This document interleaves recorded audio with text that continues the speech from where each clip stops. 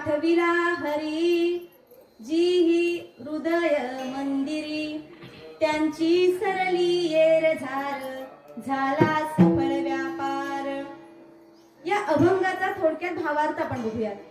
साठविला हरी जी ही हृदय मंदिरी.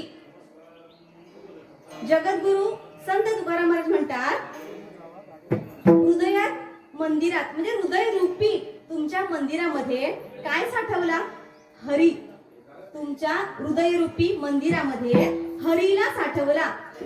आणि या हरीला साठवल्यामुळे काय बरं होईल?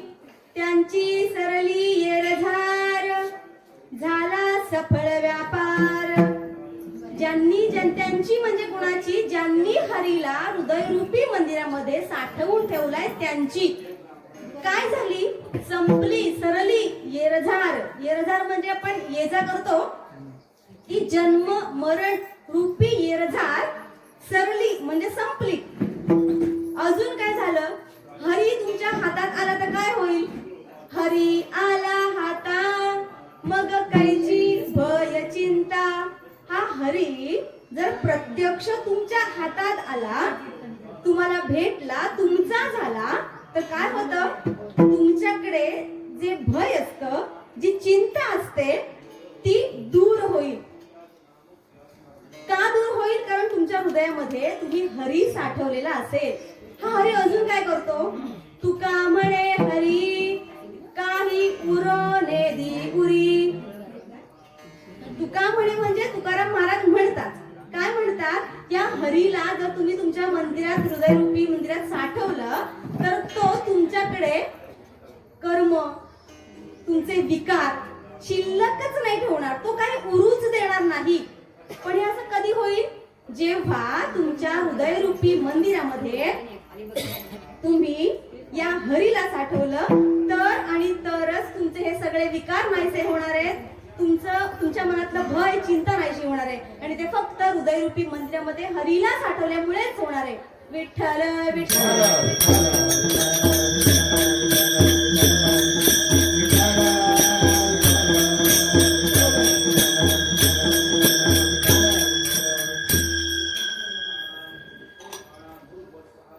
थोडक्यात प्रस्तावना द्यायची ती अशी की आजची ही कीर्तन रूपी सेवा आपले जानवळ्यातले रमेश दादा नरबेकर यांची आई, यांच्या आईचं देहांत झाल्यानंतर 1 वर्ष पूर्ण झालंय. आजच्या तिथीला गेल्याच वर्षी त्या स्वर्गवासी झाल्या. आणि त्यांच्या प्रथम पुण्यस्मरण प्रीत्यर्थ ही पंढरीश परमात्म्याची कीर्तन रूपी सेवा माझ्यासारख्या पामराच्या वाट्याला आली. हे माझं परम भाग्य आहे. जानवळे गाव म्हणजे सगळ्या गुणांनी परिपूर्ण असं हे जानवळे गाव आहे. हरिनामाच्या गजरावर नाचायला लावणारं व्यक्तिमत्व गुहागर तालुक्यातलं कोण असेल तर ते आमचे कमलाकर काका वणगे, दिंडी मालक. त्यांचा ज्ञानोबा तुकाराम पडला की त्या पावलांना नाचणं माहित नसेल, पावल्या खेळणं माहित नसेल, तरीही त्याची पावलं आमच्या कमलाकर काकांचा ज्ञानोबा पडला की नाचायला लागतात. जानवळे गावचं हे भाग्य. अजून प्रकर्षाने मी नावं कोणाची घेत नाही, मला असं काय माहित, मला येतात ती सहज नावं. आमचे कोळंबेकर परिवार सगळे, तिन्ही भाऊ म्हणजे एक त्रिकोण आहे. दादा हा त्रिकोण असाच वगैरे कायमस्वरूपी. आई वडिलांची पुण्याई येते. आम्ही लहानाचे मोठे खरं तर इथंच झालो. माझ्या आत्या सुतारवाडीतली रेवत्या, तिचं स्मरण झालं. आपल्या कुळाचे आपल्यावर अनंत उपकार असतात. आपल्याकडे आपल्या वाडीमध्ये, गावामध्ये जे कोणी माळकरी आहेत, जे कोणी त्या पंढरीश परमात्म्याला जाणणारे आहेत, त्याच्याकडे ओढ असणारे आहेत, त्यांची पूर्वपुण्याई म्हणून आपल्या वाट्याला हा परमार्थ येत असतो. हा आयता येत नाही. सगळी या लोकांची त्याला कष्ट असतात, देह जाळलेला असतो. आणि त्यांच्या पूर्वपुण्याईमुळे इथं तरुण मंडळी उपस्थित दिसतात. तर जानवळे गावचं हे वैभव आहे की इथं परमार्थ नाचायला लावतो. चालीनं काही कमी नाहीये. आणि अजून परमभाग्य म्हणजे हे काय असतं ना, योग जोपर्यंत परमेश्वर आपल्याला भेटण्याचा येत नाही तोपर्यंत तुम्ही कितीही आटापिटा करा, तुम्ही कितीही एकनिष्ठ वारकऱ्याच्या घरातले असा, जोपर्यंत तुमच्या प्रारब्धामध्ये त्याची भेट लिहिलेली नसेल तोपर्यंत कितीही आटापिटा केला तरी त्याची सांगड घातली जात नाही. आणि आज खऱ्या अर्थाने मला बंधुतुल्य म्हणजे माझे बंधुश्री हेमंत दादा चिवेलकर ते पखवाज वरती बसलेत. मनात माझा काय आनंद आहे ना, तुम्ही वर्णन नाही करू शकत आहे.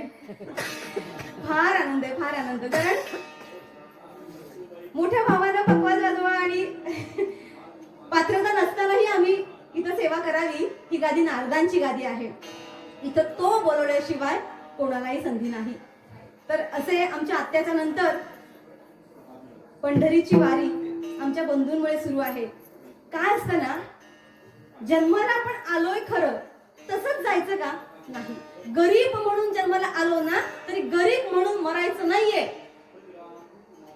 सामान्य माणूस म्हणून आपण जन्माला आलो ना तर अंगावर, गळ्यात, कंठात, मनात तो हरी जोपर्यंत येत नाही ना तोपर्यंत मरायचं सुद्धा नाहीये. आपण चांगल्या लोकांच्या सानिध्यात येतो हे परमभाग्यामुळेच येतो. प्रत्येकाची काय स्क्रिप्ट म्हणतो आपण त्याला, प्रत्येकाचा कागद हा आपल्या हातात कुणीतरी आधी लिहूनच पाठवलेला आहे. आमच्या जुन्या आज्यांना माहिती असेल, सटवी लिहिते ना आजी. पाचवी, आता पाचवी हॉस्पिटलमध्ये होते. 5 दिवस हॉस्पिटलमध्येच असतो. आमच्या सकट आम्ही 6व्या दिवशी घरी आलो की 5वी करायची. पण परमार्थ हा भाग्यात असावा लागतो, नाहीतर या वयाला गळ्यात माळ पडते. आणि अजून विरुद्ध भास आपण सांगायचं झालं तर काय, ते लेकरू आज कीर्तनात बसलंय. किती भाग्य मिळून आलंय ते, किती भाग्य कमवलंय की लहानपणीच कीर्तन रूपी सेवा श्रवण करणं. आणि श्रवण करणं म्हणजे साधी गोष्ट नव्हे. नवविधा भक्ती मधली प्रथम क्रमांकाची जी भक्ती आहे ती श्रवण भक्ती आहे. या कीर्तनातला जो काही आज देव आपल्याला नफा देणार आहे तो ह्यांनाच का जास्त मिळणार आहे. श्रवण करणाऱ्याचा वाटा जास्त असतो. कीर्तनात श्रवण करण्याचा वाटा जास्त असतो. आणि मग नंतर आमचं श्रवण करण्याला तो बसलाय म्हणजे किती पूर्वपुण्य करून हा देह परमेश्वराने जन्माला घातला असेल. आणि आम्ही वारकऱ्यांच्या कुळात जन्माला आलो पण उशिरा माळ घातली. प्रारब्ध योग जोपर्यंत तो आपलं म्हणत नाही ना या देहाला, तोपर्यंत त्याचं भलं तो कधीच करत नाही. काहीतरी पाप कर्म असतील म्हणून त्याने उशिरा पदरात घेतलं आपल्याला, पण घेतलं. याच्यातच आपल्या जन्माचं सार्थक आहे.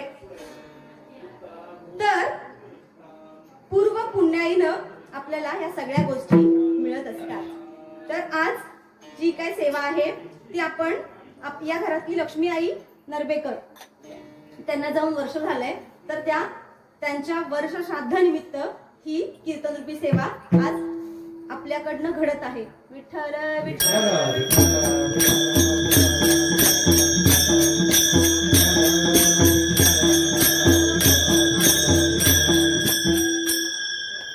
साठविला हरी जिही हृदय मंदिरी. आज वर्षश्राद्ध आहे. वर्षश्राद्ध म्हणजेच वर्षांनी येणाऱ्या तिथीला, म्हणजे गेलेल्या माणसाच्या वर्षानंतरच्या येणाऱ्या तिथीला आपण हे वर्षश्राद्ध करत असतो. आपण नेहमी म्हणतो भरणी श्राद्ध, वर्षश्राद्ध, आत्मश्राद्ध. हे श्राद्ध म्हणजे तरी नेमकं काय?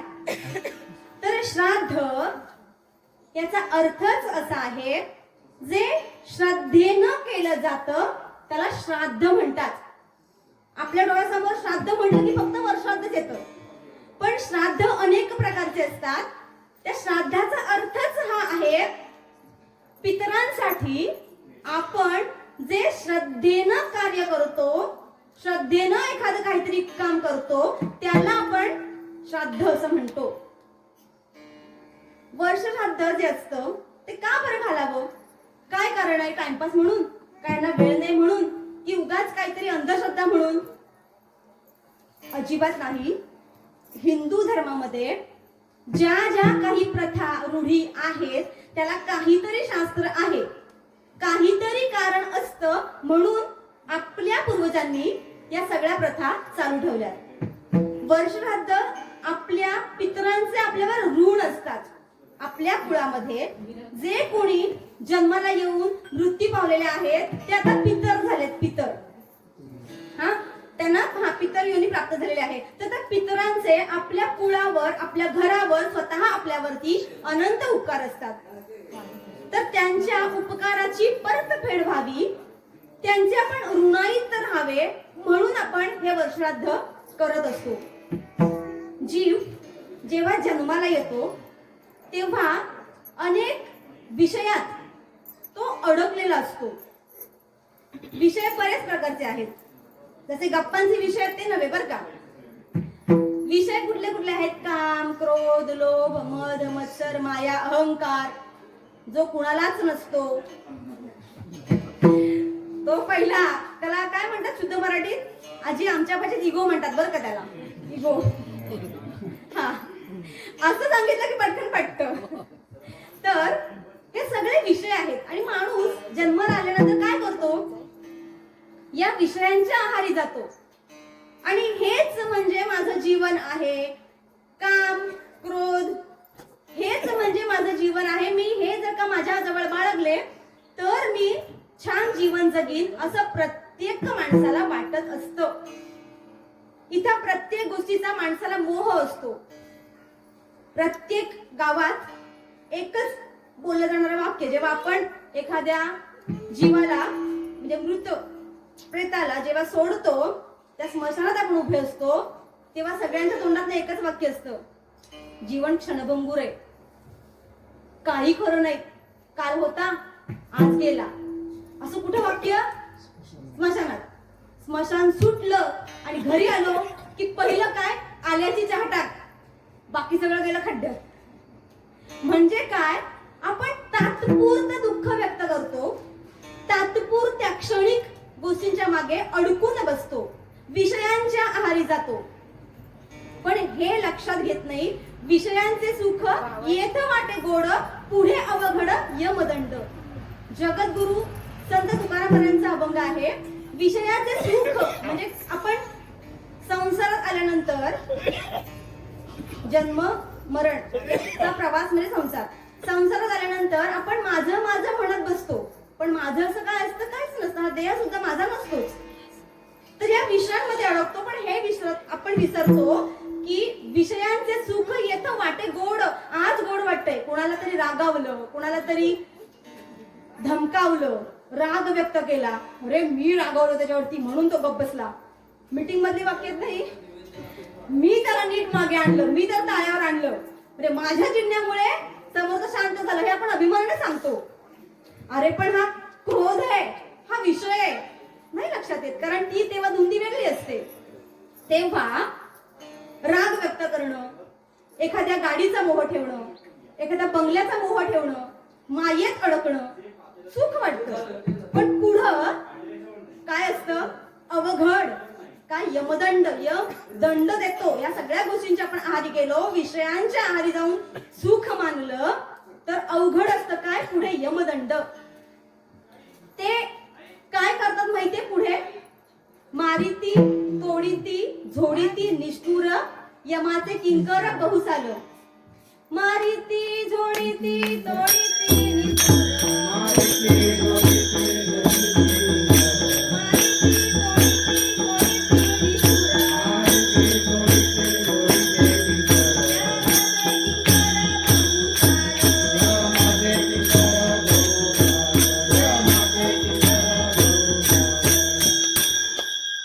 यमदंड काय असतो? मारिती, तोडीती, झोडीती, निष्ठुर. निष्ठुर म्हणजे काय? खूप कडक पद्धतीनं, अजिबात दयामाया करत नाही तो. कोण? यमाचे किंकर बहुसाल. यमाचे किंकर म्हणजे आपण म्हणतो ना यमदूत. ते सहजासहजी आपण देह सोडून जेव्हा आपला आत्मा निघून जातो, हा जो आहे तो स्थूल देह, खाऊन पिऊन स्थूल झालेला म्हणून स्थूल नव्हे, स्थूल देह म्हणतात. या देहाचे 4 प्रकार आहेत. त्यातला पहिला प्रकार म्हणजे स्थूल देह. नंतर इथून जो आत्मा जो अगदी ठिणगी एवढा असतो, सूक्ष्म ठिणगी एवढा असतो, तो दिसतही नाही कोणाला. विज्ञानानं फार पड्या मारू नयेत का, कारण आत्मा कोणाला पकडता येत नाही. विज्ञानाच्या पुढेही कितीतरी पटीनं आमचा पंढरीश परमात्मा उभा आहे. जिथं विज्ञान संपतं तिथं अध्यात्म सुरू होतं. म्हणून ही कीर्तन, म्हणून हा हरिनाम असतो. तर यमाचे किंकर काय करतात, मृत झालेल्या व्यक्तीच्या आत्म्याबरोबर, कारण त्या आत्म्याला वासना असतात, त्या आत्म्याला भावना असतात. म्हणून शरीर जरी नसलं ना तरीही त्या आत्म्याला त्रास होतो, छळतात त्या आत्म्याला. जर एखाद्या आत्म्यानं बरीच सुंदर सुंदर छान छान पापकर्म केली असतील, विषयांच्या हारी गेला असेल, वाडीला नडला असेल, तो आत्मा बर का, आपल्याकडे असं कोणीच नाहीये, या गावाच्या बाहेरचा आपण बोलतोय. तर असा आत्मा यमाचे किंकर काय करतात, मारतात, तोडतात, झोडतात, मारतात, त्याला परत जिवंत करतात.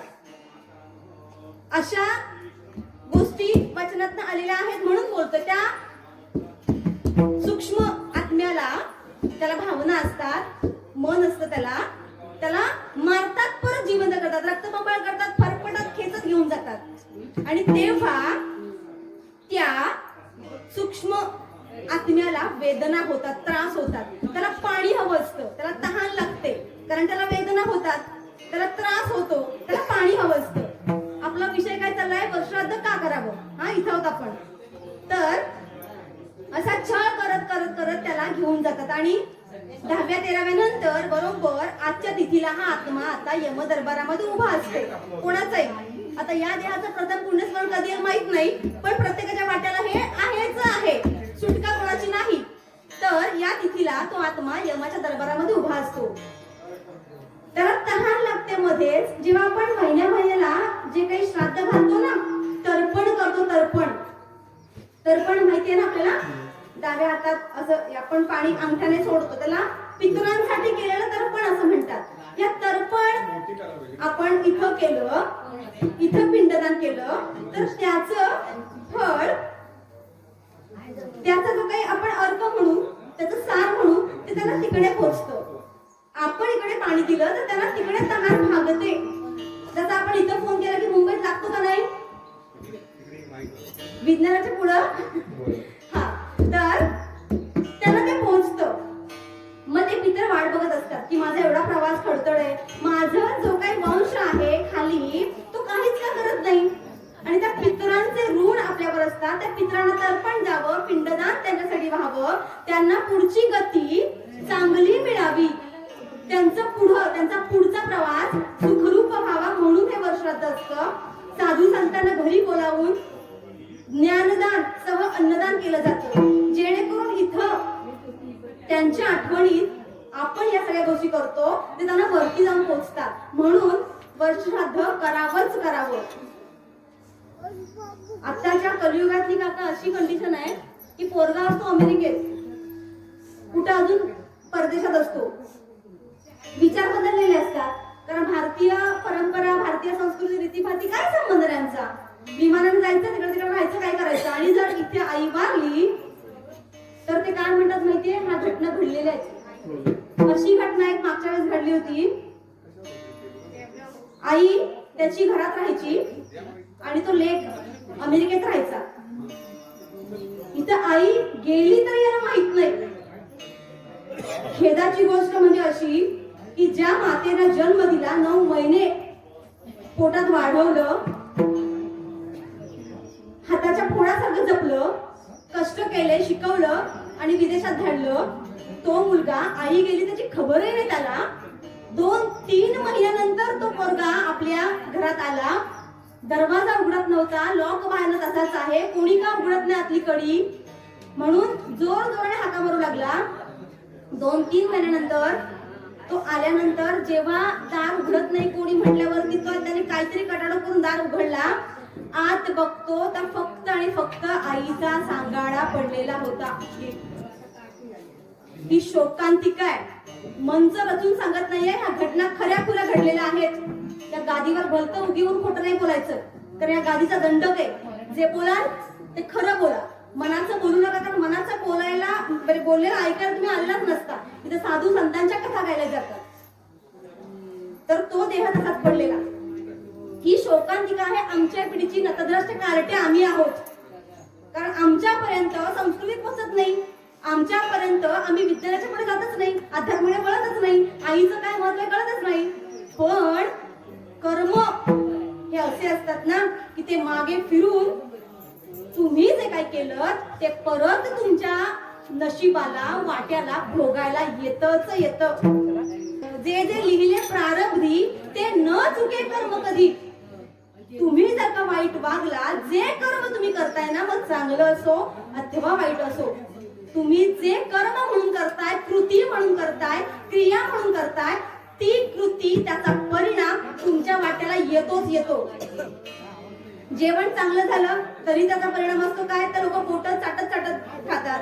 जेवण जर करपलं तर त्याचाही परिणाम असतो, शिव्या देतात, घरचे तुझं लक्षात नव्हते. म्हणजे काय, कर्म एखादं आपण कृती करतोय, कर्म करतोय, चांगलं असो अथवा वाईट, दोन्हीही परिणाम आपल्यालाच भोगावे लागतात.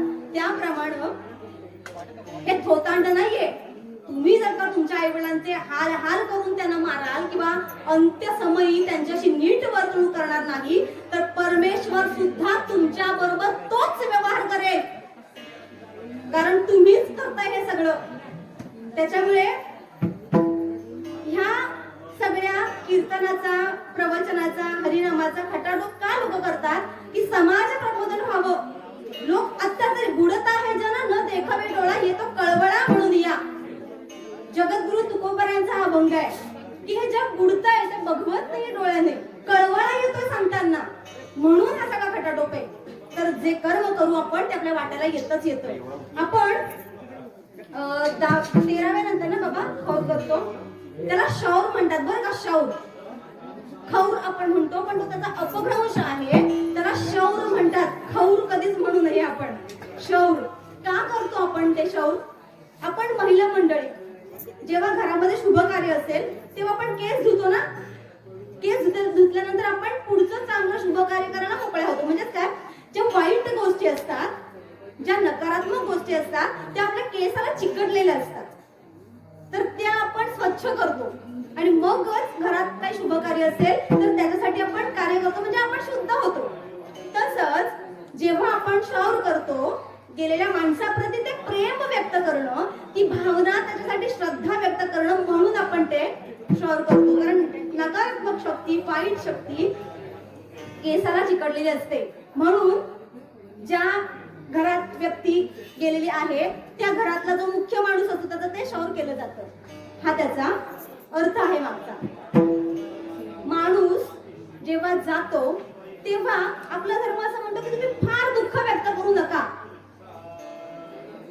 देह जर जन्माला आलाय तर त्याला मृत्यू हा अटळच आहे.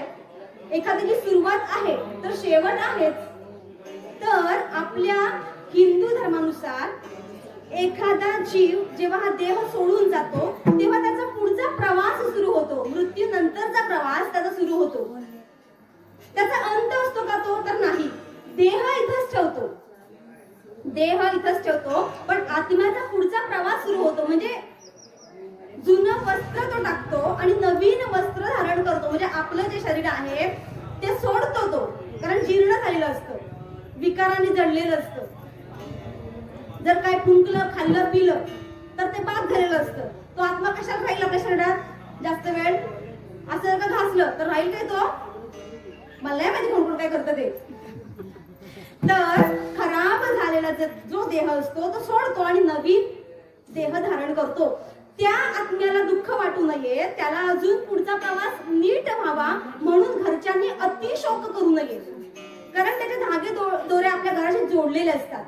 तो पुढच्या प्रवासाला जायला पुढे पुढे तयार असतो, पण आपण जर फार शोक केला तर त्याला तो मागे पाऊल घेतो. त्याच्यामुळे फार शोक करू नये, कारण त्याचा पुढचा प्रवास सुरू झालेला असतो. आपल्याला आपल्या पूर्व कर्मामुळे आपल्याला पुनर्जन्म मिळतो. त्या आत्म्याला पुनर्जन्म मिळत असतो. आपण म्हणतो ना की याच्या रूपात हा परत जन्माला आला. आपण पुनर्जन्म मानणारे लोक आहोत, तर त्याला त्याच्या कर्मानुसार तो पुनर्जन्म मिळत असतो. म्हणजे जन्म आणि पुनर्जन्म, जन्म आणि पुनर्जन्म या फेऱ्यातून जेव्हा तो आत्मा मुक्त होतो तेव्हा त्याला मोक्ष प्राप्ती होते, तेव्हा त्याला मोक्ष प्राप्ती होते. पण मोक्ष प्राप्ती आयती मिळते काय हो? नाही. सकाळी 12 वाजता उठायचं, 13 वाजता पूजा करायची, 14 वाजता खायचं, 15 वाजता परत संध्याकाळी झोपायचं, परत 8-9 ला उठायचं, असं नाही ना. याचा नाही मोक्ष मिळत. सकाळी उठून साधना जी या सगळ्या मोठ्या मंडळींनी केली आहे आणि ती आमच्यापर्यंत आयती आली आहे, तर यांची साधना आहे. उठायचं, देवाला नमस्कार, घरातल्या काही जणांच्या देवाची पूजा पण नाही होत बरेच दिवस. असो तर असं केल्यामुळे तुम्हाला मोक्ष प्राप्ती नाही होणार. मोक्ष म्हणजे काय? मुक्त. तुम्ही मुक्त होता. तर ते सहजासाठी मुक्त नाही होत. तुम्ही अडकता. कशात अडकता? संसारामध्ये अडकता. संसार कसा आहे? दुःख बांधवडी. दुःख बांधवडी आहे हा संसार, सुखाचा विचार नाही कोठे. दुःख बांधवडी आहे हा संसार.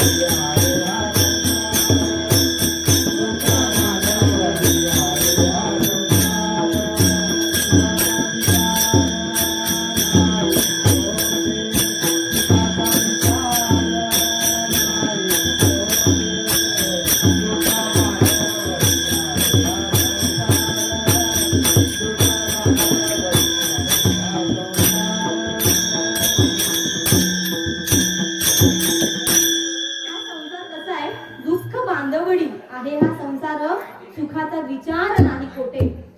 संसार म्हणजे नेमकं काय? तू राजा मी राणी. तुझ्या माझ्या संसाराला आणि काय हवं नाही. ही जी आपली कन्सेप्ट आहे त्याला संसार म्हणतच नाही. संसाराची व्याख्या अशी आहे, संसाराती इति संसार हा. काय आहे? संसाराती इति संसार हा. संसार म्हणजे काय? जे परिवर्तन होत असतं, ज्याच्यामध्ये परिवर्तन असतं त्याला आपण संसार असं म्हणतो. अजून संसाराची व्याख्या काय आहे? पुनरुपी जननम, पुनरुपी मरणम, पुनरुपी जननी जठरे शयनम. म्हणजे पुनरुपी जननम, जन्म घेणं, पुन्हा पुन्हा जन्म घेणं, पुनरुपी मरणम, पुन्हा पुन्हा मरणं. आपले कितीतरी जन्म झाले असतील ते आपल्याला माहित नाहीये, कारण तेवढी बुद्धी किंवा तेवढी दृष्टी आपल्याकडे नाहीये की आपण मागचे जन्म बघू शकतो. पुन्हा पुन्हा जन्माला येणं, पुन्हा पुन्हा मरणं आणि हे राहडगाडग सतत सुरू राहणं याला संसार म्हणतात. आपण जो करतो तो संसार नव्हे, कारण या संसारावर बरेच गाणी निघाल्यात, पण तो म्हणजे संसार नव्हे. आध्यात्मिक दृष्ट्या पुन्हा जन्म घेणं, पुन्हा मरणं, पुन्हा जन्म घेणं, पुन्हा मरणं त्याला संसार म्हणतात. ज्ञानेश्वरीमध्ये माऊली म्हणतात, उपजे ते नाशे, नाशिले ते पुनरुपी दिसे, हे घटिका यंत्र जैसे परिभ्रमेगा. ज्ञानेश्वरीमध्ये ही ओवी आहे, हे घटिका यंत्र जैसे. घटिका यंत्र म्हणजे काय हो? फोडलं काकांनी. घटिका यंत्र म्हणजे घड्याळ. ज्यांनी कोणी घड्याळाचा शोध लावलाय, परत ऐका, ज्यांनी कुणी घड्याळाचा शोध लावलाय त्याने अजिबात कॉलर टाईट करायची गरज नव्हे, नाहीच आहे, करूच नाहीये. का करू नये? कारण आमच्या माऊलीने कितीतरी वर्ष आधी सांगून ठेवलंय ज्ञानेश्वरीमध्ये, घटिका यंत्र म्हणजे जरी घड्याळ नाही शब्द लिहिलाय, पण घटिका यंत्र म्हणजेच घड्याळ. हे घड्याळासारखं आहे आपलं जन्म मरण. बघा आता किती वाजले? 12:15. बरोबर, मला पण एक अंदाज आला की अजून किती ताणायचंय ते तुम्हाला. तर 1 वाजतो, 2 वाजतो, 3, 4, 5, 6, 12. 5 नंतर 12 येत नाही बरं. मला गणती येते चांगली, पण फटकट. हा, 12 नंतर किती वाजतात? आमच्याकडे पण 1च वाजतात, तुमच्याकडे पण 1च. तर हे घटिका यंत्र तसं 1, 2, 3, 4, 12, परत 1, 2, 3, 4, 12 असं फिरतं ना, तसाच आपला हा जो काही जन्म आहे तो फिरत असतो. उपजे म्हणजे जो जन्माला आलाय तो परत नासणारच आहे, त्याला परत माऊली म्हणतात की हा संसार म्हणजेच काय, जन्म मरण जन्म मरण जन्म मरण हे सुरूच असतं या संसारामध्ये. संसार दुःख मूळ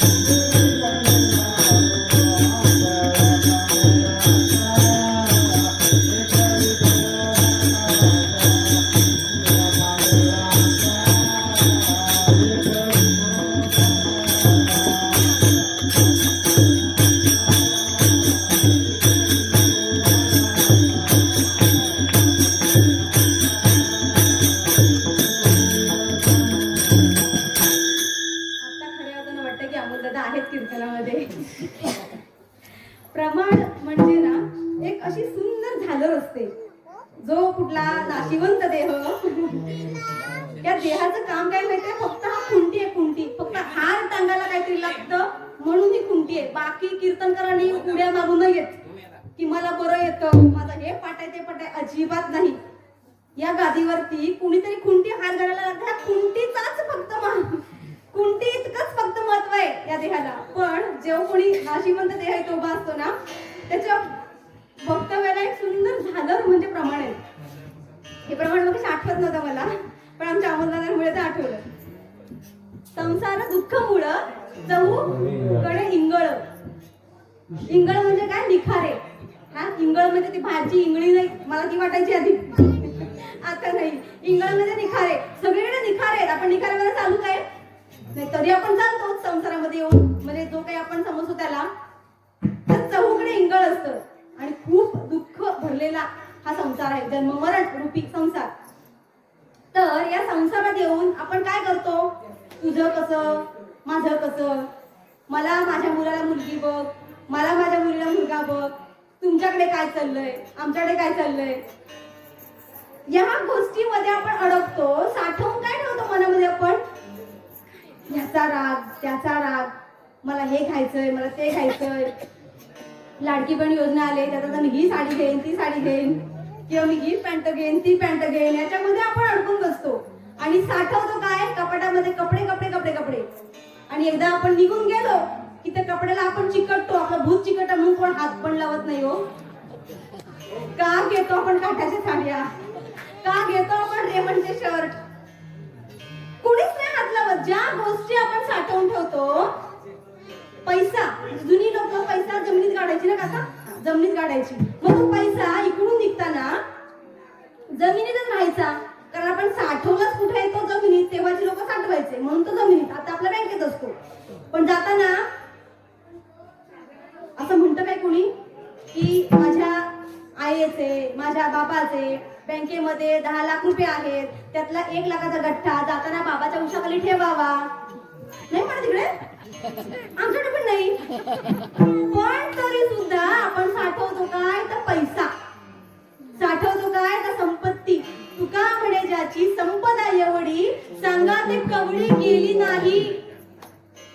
जीव ओतून संत सांगतात, बाबानो नको नको त्या गोष्टी नका साठवू. हा देह पण तुमच्या बरोबर येणार नाहीये पुढे. तो ते काय म्हणतात त्याला बाबा, किरडी पर्यंत ना, त्या जिथं जाळतात तिथंच राहणार आहे. काय अर्थ आपल्याकडे असलेल्या कपड्यांचा, आपल्याकडे असलेल्या शाही अत्तराचा, आपल्याकडे असलेल्या मस्तपैकीचा छान फुले, काहीच नाही. भलतच साठवून ठेवतो आपण जन्माला आल्यानंतर. आणि मग काय म्हणतो, छे छे छे छे, सून आणली होती पण धड अजिबात नाही निघाली, छे छे छे, हे केलं होतं पण हे नाही निघालं. साठवून कशाला ठेवता तुम्ही. आपण कृती चुकतो, बरोबर ना, कृती आपण चुकतो, भयंकर नको नको ते आपण पोटात घेतो. आणि नंतर काय म्हणतो, अरे रे रे रे एवढं सगळं खाल्लं पण वाटेला शुगर आली, एवढं सगळं केलं, अरे रे रे रे बीपीची गोळी आली. साठवूनच नको नको ते ठेवतोय. आणि मग हे जर आपण साठवलं तर आपल्यासोबत काय होणार आहे, तेच होणार आहे जे आता आपण भोगतोय. आता आपण म्हणतो अरे माझ्या वाट्याला हे भोग का आले, अरे साठवलंच तू ते, तर ते भोग का नाही वाट्याला येणार. संतांनी काय साठवलं बरं? संतांनी जे साठवलं ते अभंगाच्या प्रथम चरणात. साठविला रे साठविला रे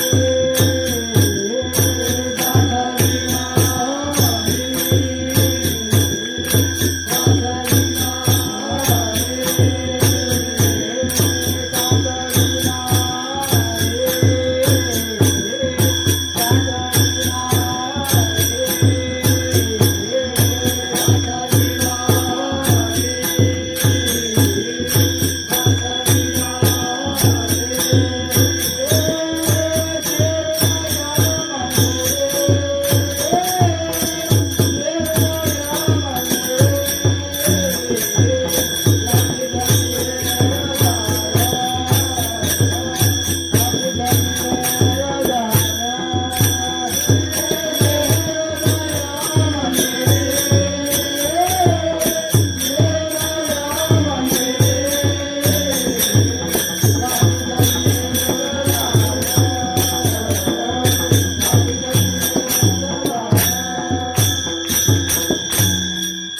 संतांनी साठवला, काय साठवला? हरी साठवला. कुठे साठवला? हृदय मंदिरी. संतांनी हरीला हृदयरूपी मंदिरामध्ये साठवून ठेवला.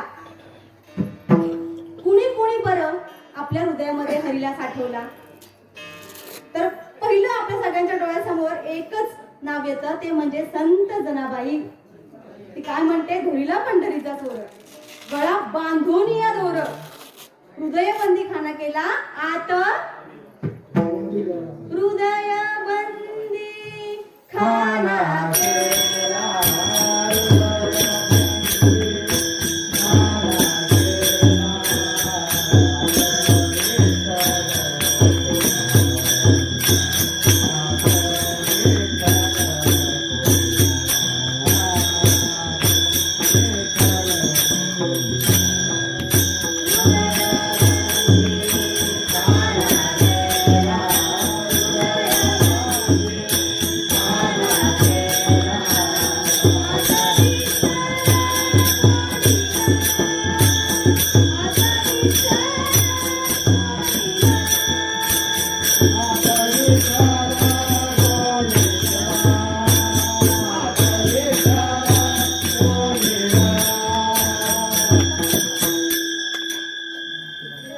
हृदयबंदी खाना केला आत, कोण कोंडला? विठ्ठल कोंडीला. संत जनाबाईंचा त्या हरीवरती एवढा अधिकार, एवढा अधिकार. संत जनाबाई आत हरीला साठवलेलं त्यांनी आहे, म्हणून त्यांना नको नको ते बोलतात होत्या. किती एक कठोर अभंग आहे. त्या विठ्ठलाला म्हणतात, अरे विठ्या विठ्या मूळ मायेच्या कारट्या. आपण आपल्या मुलाला सुद्धा कारट्या म्हणत नाही. हरीला साठवलं आतमध्ये. आपल्या आवडता माणूस जर असेल ना, तर आपल्या अंतरीचे भाव त्या समोरच्या ज्याला आपण साठवल्या हृदयात त्या माणसाला कळतात, त्या व्यक्तीला कळतात. आणि त्याच्यावरती रागवलो, रुसलो, मारलो, फटकारलो, काही केलं तरी तो मनावर राग धरतो का? नाही धरत. का? कारण त्या माणसाला माहितीये हिने मला शिव्या घातल्या, हिने मला काही शिव्या दिल्या, काय मला मारलं झोडलं, तर हिच्या मनात काही नाही. हिच्या मनात कोण आहे? मी आहे. म्हणून तो आपल्याला माफ करतो आणि तितकेच प्रेमाचे संबंध आपल्यासोबत ठेवतो. साधू संतांनी या हृदयामध्ये हरीला साठवलं, तसं संत जनाबाईंनी साठवलं. संत जनाबाईंनी त्याला हृदयामध्ये कोंडलं, साठवलं, त्याच्यावरती अधिकार गाजवला. तेव्हा त्याने त्यांच्यासाठी काय काय केलं? जातं ओढलं. हा जीव आहे ना, जातं ओढलं. अजून काय काय केलं? गोऱ्या थापल्या, दळण दळलं. अजून काय काय केलं माहितीये? जेव्हा या हरीला आपण हृदयात साठवून ठेवतो ना, तेव्हा आपली नको करायला पाहिजे तीही कामं तो करतो. संत जनाबाईंच्या केसात उवा पडल्या होत्या, उवा. माझा हरी इतका आईच्या मायेनं भक्तांना सांभाळतो. त्यांची आई पण होतो, त्यांची माय होतो. आणि ज्या कुण्या भक्ताच्या हृदयात हा हरी आहे ना, त्या हरीने भक्तांची कुठलीही कामं केलेली आपण बघितले. संत जनाबाईंच्या केसातल्या उवा सुद्धा मारल्या. त्या उवांचं काय भाग्य, देवाच्या नखावर त्यांना मोक्ष मिळाला. मोक्ष चांगलं करूनच मिळतं असं नाही, आपण इथे पण म्हणू शकतो. देवानं जनीच्या केसातल्या उवा काढल्या, तिला नाऊ बाबू घातलं, तिच्यासाठी पाणी भरलं. जनी जाय पाणी असी मागे उभा ऋषिकेशी. पाणी भरायला जायची तेव्हा मागे मागे तो ऋषिकेश स्वतः भगवंत तिच्या मागे मागे जायचा. का जायचा? कारण जनीनं हृदयात कोणाला साठवलं, कोणाला कोणलं तर हरीला. सावता माळ्यांनी त्याला हृदयाला विळा लावला, फाडलं हृदय. आणि परमेश्वर म्हणतो नाटकी की माझ्या मागे संत लागलेत, माझ्या मागे संत नामदेव महाराज लागले, ते सगळे लागले, मला शोधतायत. सावता माळ्याकडे आले, मला लपव कुठेतरी, मला लपव कुठेतरी. आणि भक्त देहाची सुद्धा पर्वा करत नाही. संत सावतामाळी यांनी हातात जो विळा होता तोच विळा हृदयाला लावला, फाडलं आणि देवाला सांगितलं तू जा आतमध्ये जाऊन लप. साठविला हरी जी ही हृदय मंदिरी. सावतामाळ्यांनी सुद्धा त्या हरीला आपल्या हृदयात साठवलं. आणि तो नाटकी शेला बाहेर ठेवला. ही कथा सगळ्यांना माहिती असेल. शेला त्याने बाहेर ठेवला आणि पकडले गेले. म्हणत होते की माझ्याकडे हरी नाहीये. येऊन संतांनी सांगितलं की तो शेला लटकलेला दिसतोय, हरी तुझ्या हृदयातच आहे. किती भाग्य या सर्व संतांचं की त्यांनी हृदयात साठवला. अजून आपण दास म्हणून त्यांना म्हणतो त्या हनुमंतराय, प्रभू श्री रामचंद्रांचे दास म्हणून घेते स्वतःला. त्यांनी सुद्धा आपल्या हृदयामध्ये राम आणि सीता यांना साठवलं. हृदयात काय आहे हे दाखवण्याची वेळ आली तेव्हा हृदय फाडून दाखवलं. आणि काय निघाल आतमध्ये? कोण होतं? कोणाची मूर्ती होती? प्रभू श्रीराम आणि माता सीता यांची प्रतिमा होती. हृदयात साठवलं या लोकांनी सगळ्यांनी. कोणाला साठवलं? तर हरीला साठवलं. हरी म्हणजे कोण बरं? हरीचा अर्थ असा आहे हरण करणारा. तो काय काय हरण करतो आपल्याकडचं? आपल्याकडे जे अज्ञान असतं, जी अंधश्रद्धा असते, जो कुठल्या गोष्टीचा अज्ञान, अंधकार, परत पाप आपले असतात, त्यांचं हरण करतो. कोण? हरी. म्हणून त्याला आपण हरी म्हणतो. हरी म्हणजे इतकंच की जो हरण करतो या सगळ्या गोष्टींचं, त्याला आपण हरी असं म्हणतो. या हरी जर आपण हृदयात साठवलं तर काय काय होतं? नुसतं हरी जरी म्हटलं तरी कितीतरी पुण्य जमा होतं. हरिमुखे म्हणा, हरिमुखे म्हणा,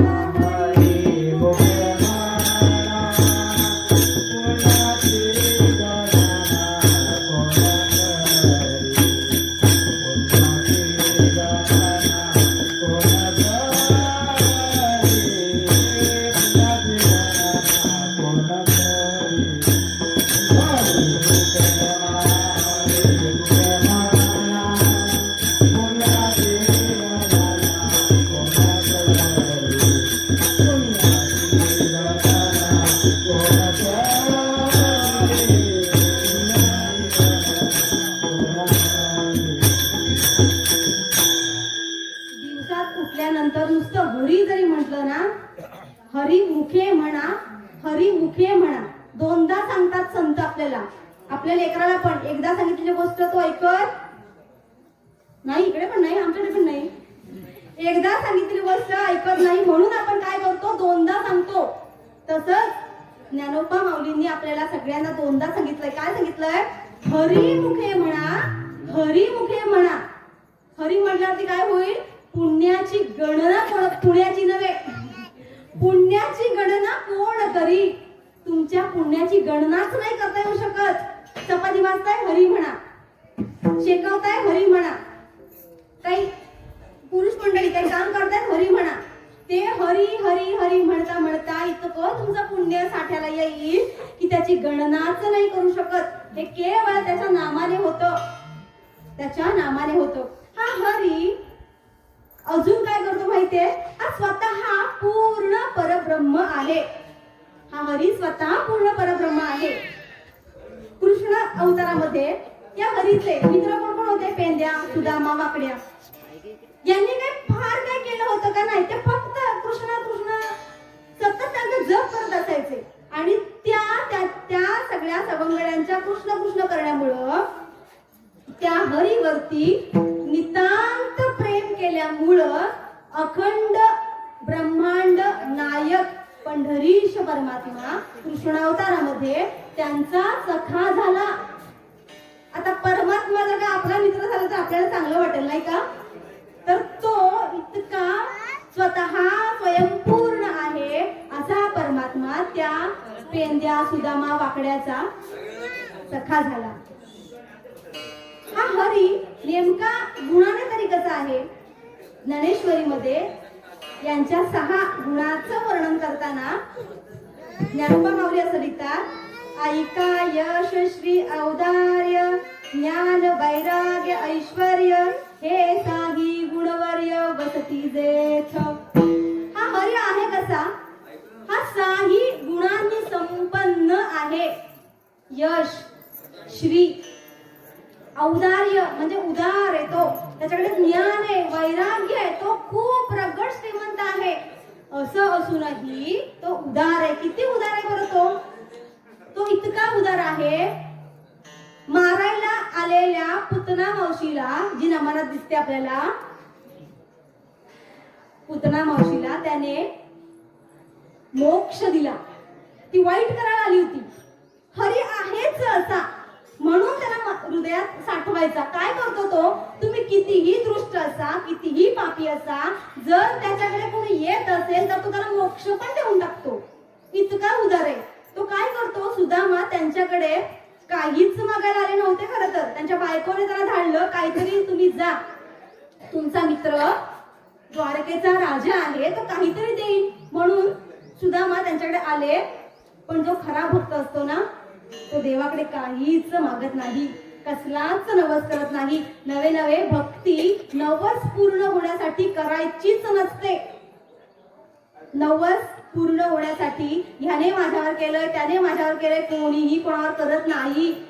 जर आपल्या हृदयरूपी मंदिरामध्ये हरी साठलेला असेल ना, तर कुणी कितीही आपला वाकडं करो, आपल्या केसाला सुद्धा तो धक्का लागू देत नाही. कधी होतं असं? जेव्हा आपण आपल्या हृदयामध्ये हरीला साठवून ठेवू तेव्हा होतं. तर सुदामा त्यांच्याकडे आला, पण काहीही मागण्याच्या अपेक्षेने आला नव्हता. पण परमेश्वराला त्या भक्ताच्या मनात काय चाललेलं आहे हे कळतं.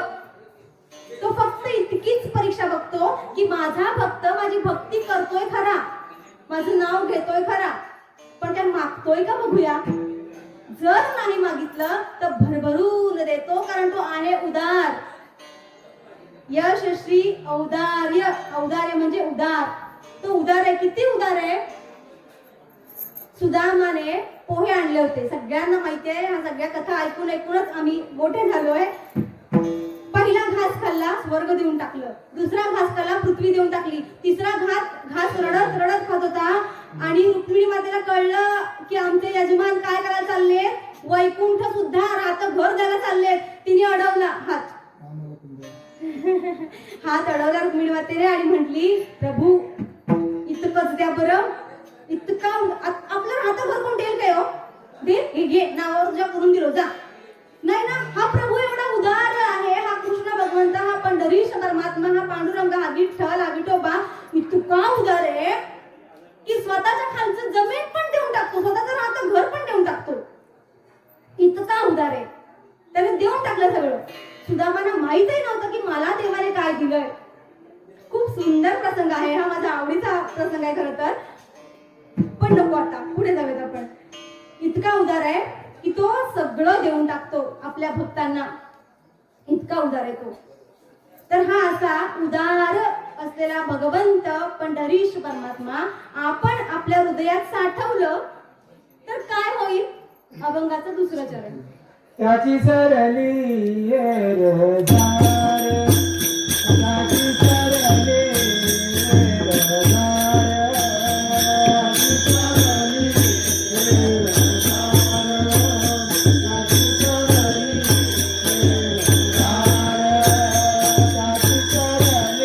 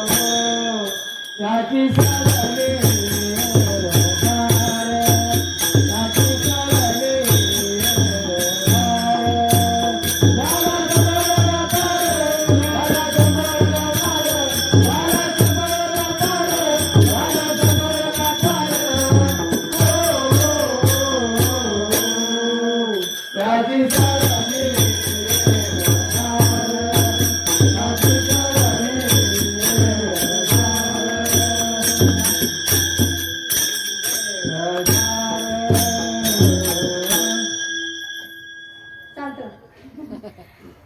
पंढरीश परमात्म्याला जर का आपण हृदयरूपी मंदिरात साठवलं तर काय होईल? त्यांची सरली येरझार. येरझार म्हणजे काय? आपण ज्या फेऱ्या मारतो ना रात्री जेवल्यानंतर बसवायला, पाय दुखले की इकडे येरझार घालतो आपण, फेऱ्या घालतो. येरझार म्हणजे काय? जानवळे ते तळी, परत तळी ते जानवळे, परत जानवळे ते तळी. ही येरझार काय नाही. येरझार म्हणजे जन्म आणि मृत्यू याच्या फेऱ्या चुकतात आपल्या. का चुकतात? कारण आपण जर हरीला साठवलेला असेल तर चुकतात.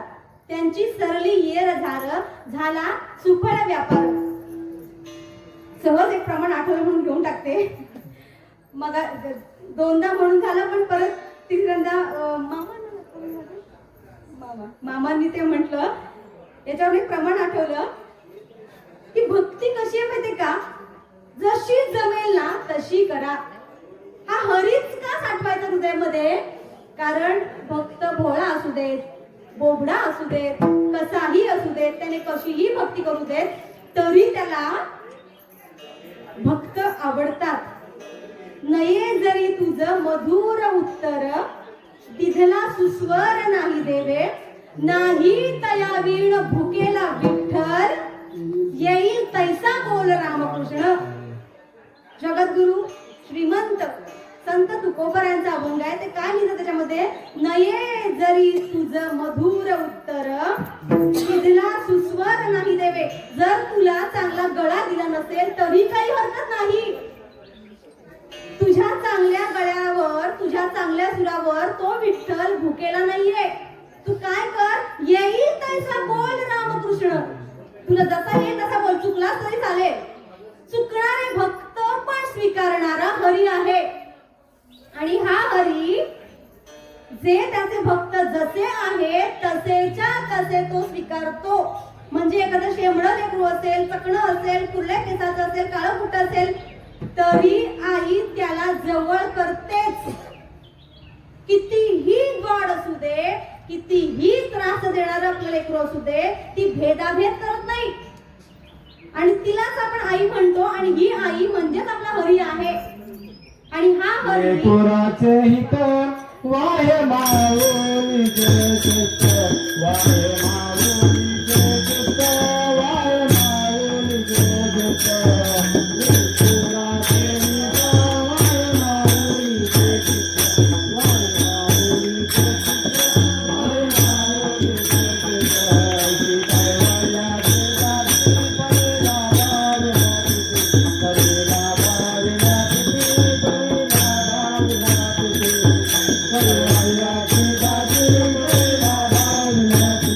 परेला भावनाची,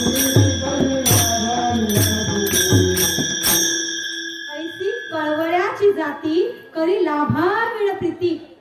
आई काय करते? लाभ काय मला होणार आहे, मला फायदा काय होणार आहे हा बघत नाही. असं आई म्हणते का की हा तू आता मोठा झालाय, स्वतःचा शेपूट काढू शकतोस ना, तू तुला ताप आलाय, मला किती पैसे देणार बोल, मग तुझी सेवा करीन, असं म्हणते काय? नाही. डोकं दुखू दे, बीपीची गोळी असू दे, शुगर असू दे, तरीही आपल्या मुलाला मुलं जरी झाली तरी त्या आईला काय वाटतं? ह्याची जबाबदारी माझ्यावरच आहे. मातेची या चित्ती अवघी बाळकाची व्याप्ती, देह विसरे आपुला, जवळी घेता क्षीण गेला. मातेचं चित्तच तसं असतं.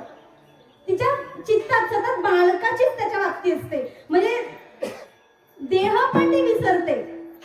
आणि जेव्हा ती बाळाला आपल्या जवळ घेते, त्याच्या डोक्यावर हात फिरवते, तेव्हा तिचा क्षीण पण नाहीसा होतो. मुलाला आपल्या मुलगा जरी झाला तरी आई त्याच्यावरचं प्रेम कमी करत. तसाच हा पंढरीश परमात्मा आहे, भगवंत आहे. आई बनून माझी विठ्ठल माऊली प्रेम पाना पानायली, कुरवाळूनी लावीस तनी. किती सुंदर अभंग आहे हा की माझी विठ्ठल माऊली आहे. ती काय करते? प्रेम पाना पानायली, नाही. जसं आपल्या आईला लेकरू बघून पान्हा फुटतो ना, तसाच पान्हा या विठ्ठलाला फुटतो. बरं, तुम्ही दुःखात असाल, सुखात असाल, संकटात असाल, तरी त्या विठ्ठलाला कष्ट होतात. त्यालाही प्रेम पान्हा फुटतो आणि तो कळत नकळत का होईना कुरवाडून लावी स्तनी. आपल्या संकटात, आपल्या समस्येच्या काळात आपल्याला जे काही रडू येतं, जे दुःख होतं, ज्या भावना अनावर होतात, वेदना, छळ, त्रास होतो, तेव्हा आपला विठ्ठल, आपला पंढरीश परमात्मा, भगवंत आई बनतो आपली आणि आपल्याला हृदयाशी घेतो. कारण त्याला माहिती असतं की याच्या हृदयात याने कोणाला साठवलंय, तर हरीला साठवलंय, म्हणून तो आपली आई सुद्धा बनतो आणि आपल्या येरझार संपवतो. शबरी माता सगळ्यांना माहिती असेल, कथा खूप मोठी आहे पण आपण थोडंसं छोटं करून सांगूया. त्यांची सरली येरझार झाला सफळ व्यापार. जन्म मरण त्याची जी काही येरझार झालेली असते, सुरू असते त्याच्या भक्तांची, ती तो संपवतो. शबरी माता मातंग ऋषींची शिष्या.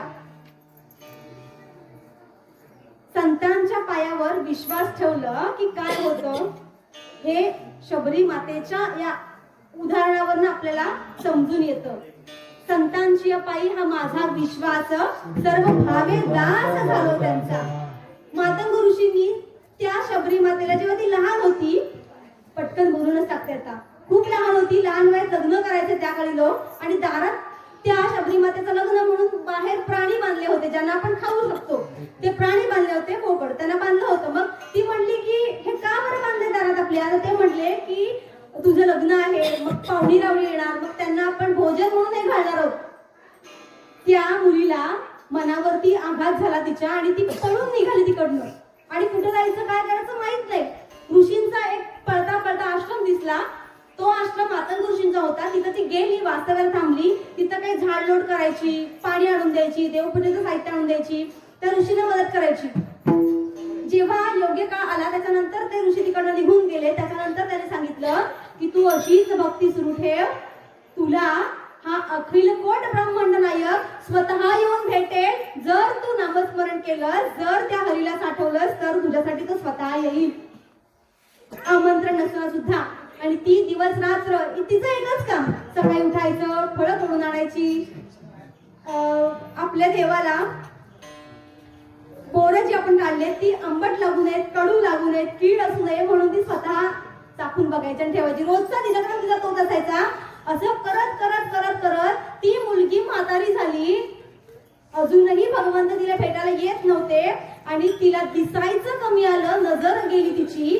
तेव्हा तिने भगवा वस्त्र धारण करणारा, अंगावरती वल्खल परिधान करणारा, धनुष्य हातात असलेला एक कुणीतरी महापुरुष येताना बघितला आणि तिचं मन आनंदाने भरून आलं आणि तिला कळालं, माझा परमात्मा ज्याच्यासाठी मी एवढा आटापिटा केलाय, त्याला साठवण्यासाठी मी दिवस रात्र प्रयत्न केले, फक्त त्याचंच नाम जपलेलं आहे, त्याचीच वाट बघितली आहे.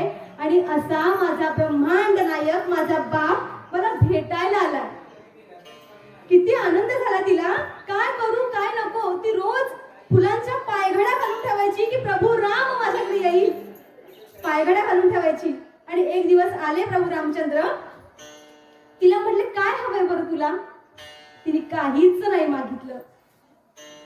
तिने मागितला फक्त मोक्ष. प्रभू काय करतो तर मोक्ष देतो. जन्म मरण रूपी संसाराची जी येरझार चाललीये, येणं जाणं ही संपवून टाकतो. पण कधी संपवतो? जेव्हा आपण त्याला आपल्या हृदयात साठवून ठेवू, तेव्हा तो काय करतो? त्यांची सरली येरझार झाला सफळ व्यापार. त्यांच्या जीवनातला जो काही व्यवसाय असतो, व्यापार असतो, तो संपवून टाकतो. जन्मालाही येणं नाही, मृत्यूही पावणं नाही. मोक्षच माणसाच्या देहातनच तो मुक्तता करतो. असा हा हरी आहे. तो अजून काय करतो? अभंगाचं 3रं चरण. हरियाला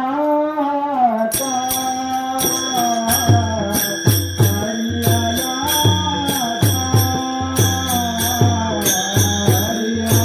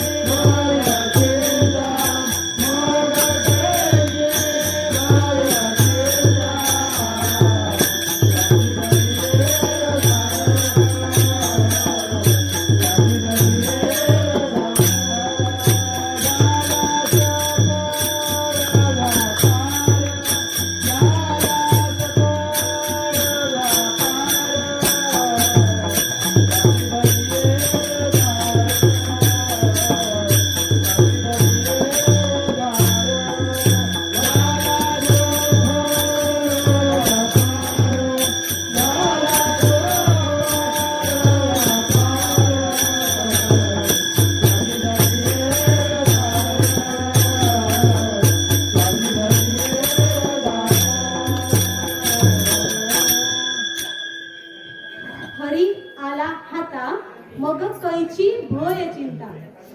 हात जे असतात ना, जी जी कामं आपण माणसाच्या देहात आल्यानंतर आपण करू शकतो ना या हातांचा उपयोग, तितकाच तसाच तोच उपयोग बाकी कुठलेच प्राणी करत नाहीत. हरी आला हाता, किती जपून शब्द वापरतात ना संत पण अभंग रचनेमध्ये.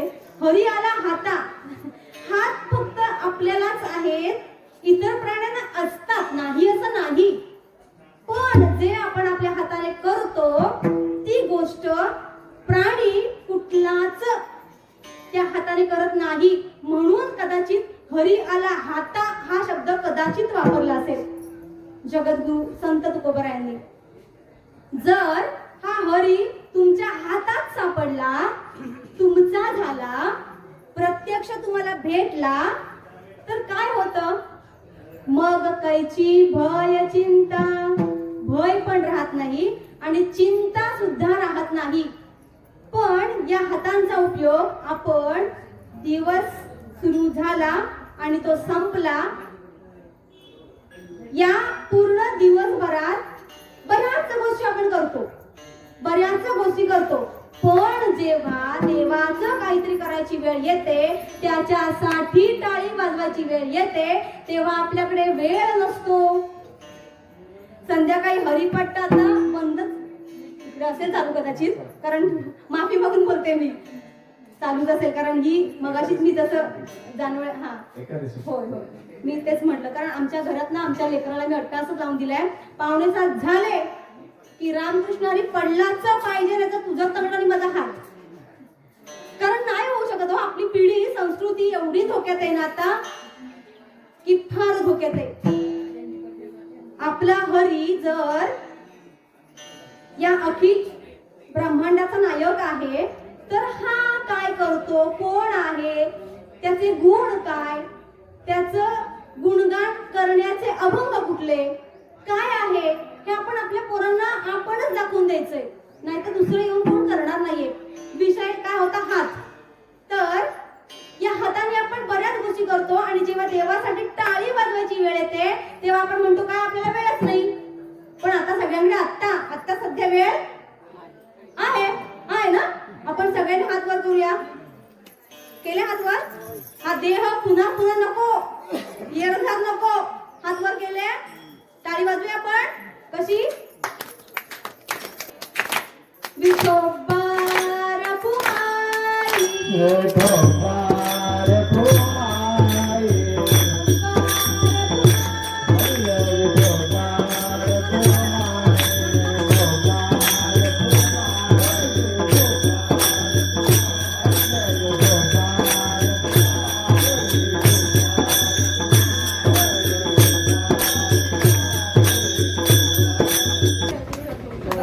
Tobar Kumai, Tobar Kumai,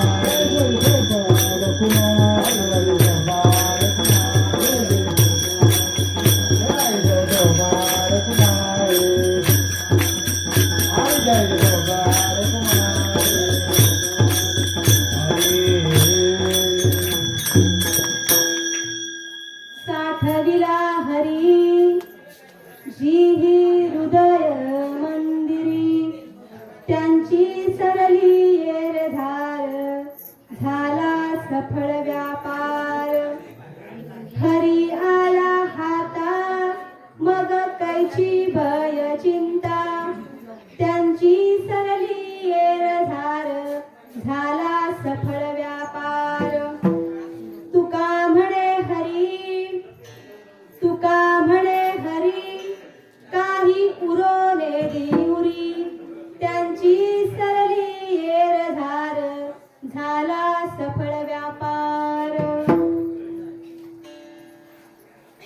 हरीला साठवलं की काय होतं? त्यांची सरली येर झार, झाला सफळ व्यापार. हा हरी हातात आला तर काय होतं? हरी आला हाता मग कैची भय आणि कैची चिंता. म्हणजे कुठला भय आणि कुठली चिंता? आपल्याला सकाळी उठल्यापासून ते रात्री झोपेपर्यंत एकच गोष्ट आपल्याला खात असते. आपण अन्न खात असतो पण आपल्याला कोणीतरी खात असतं. कोण खातं बरं? चिंता.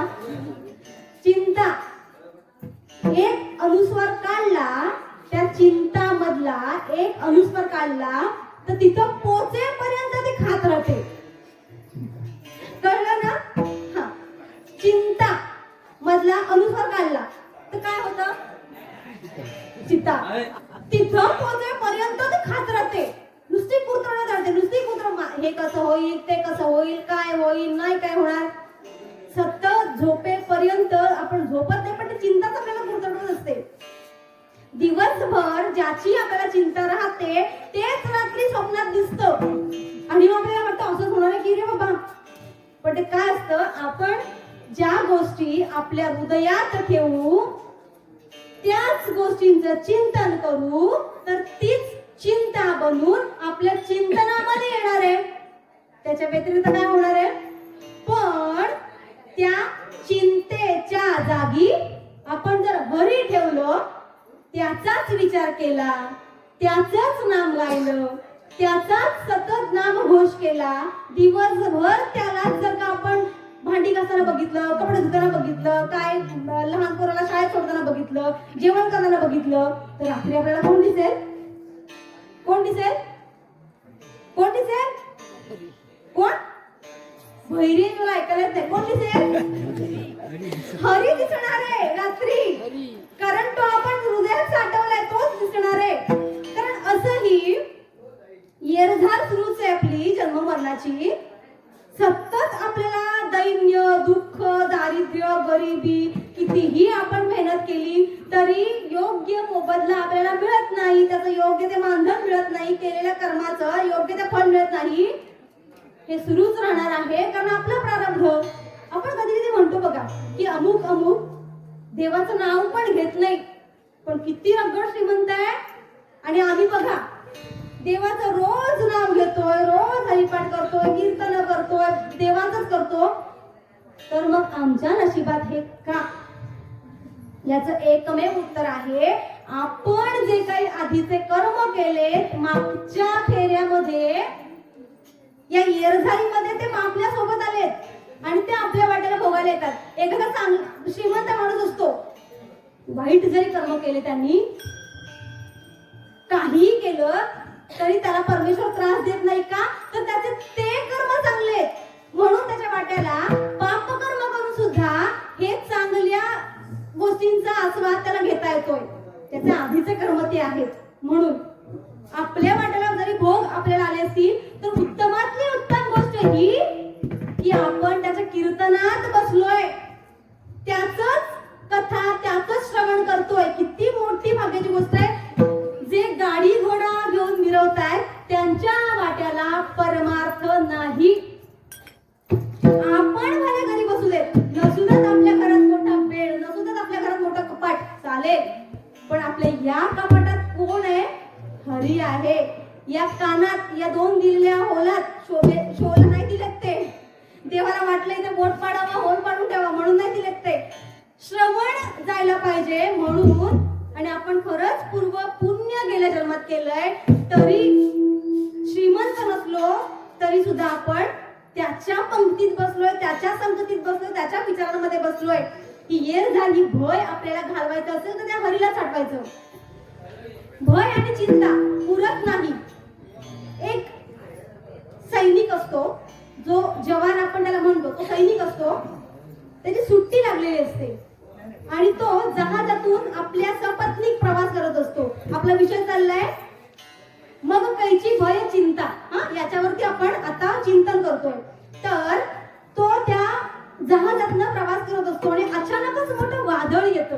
अचानक काय येतं? वादळ येतं. सगळे जागे आहेत ना? तर अचानक सगळं वादळ येतं आणि ह्या अशा विजा कडकडायला लागतात. दादा कशा विजा कडकडतात?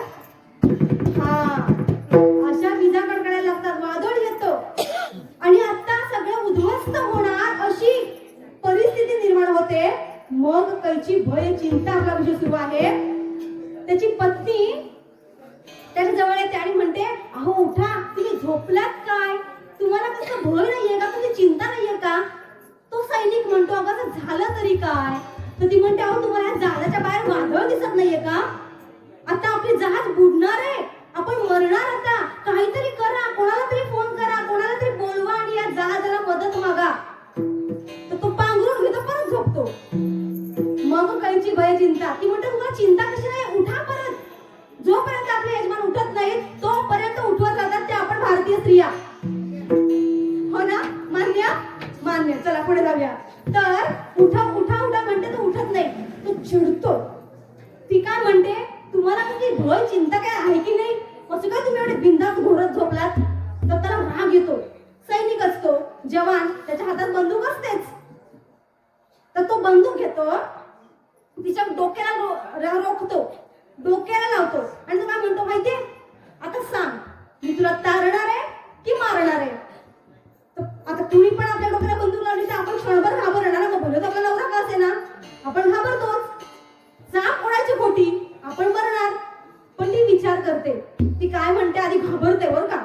नवरा रागवल्यानंतर आपण घाबरतो, पहिली प्रतिक्रिया आपण घाबरतो आणि मग आपण आवाज वर चढवतो. ती गोष्ट वेगळी, ती गोष्ट वेगळी.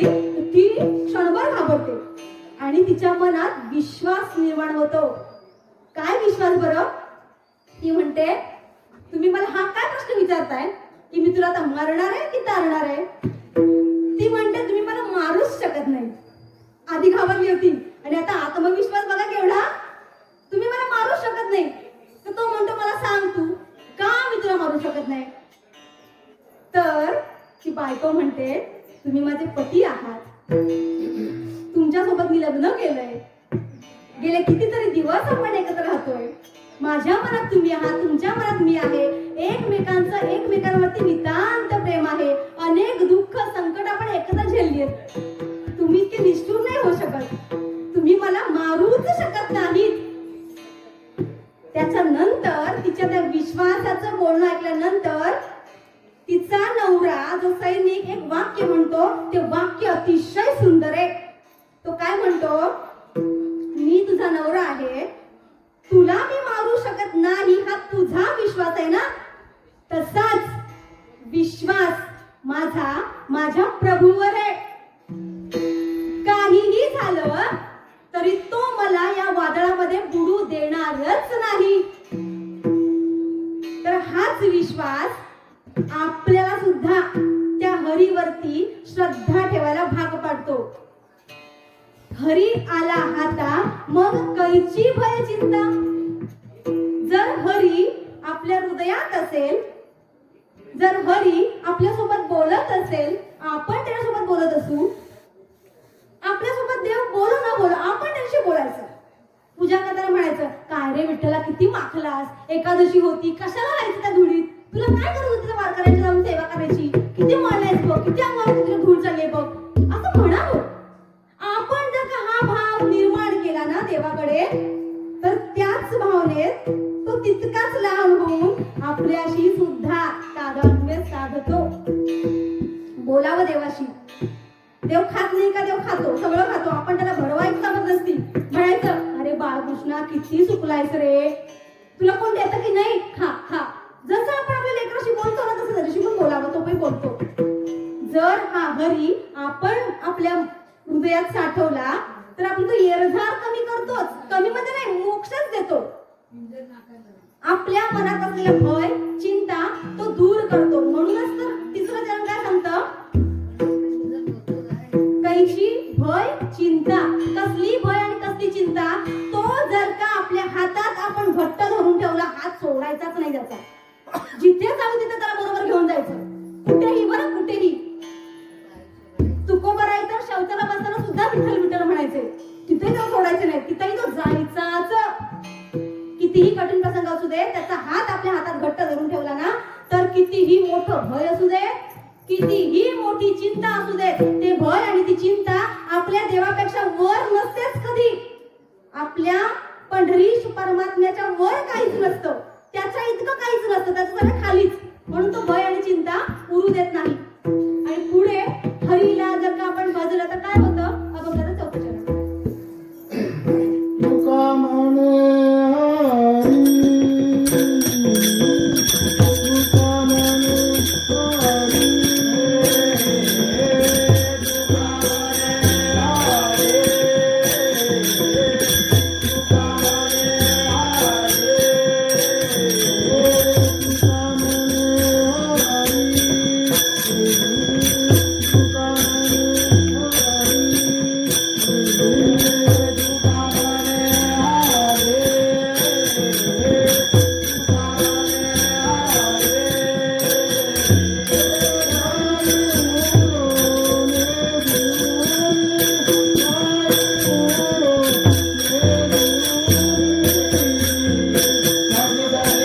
तुका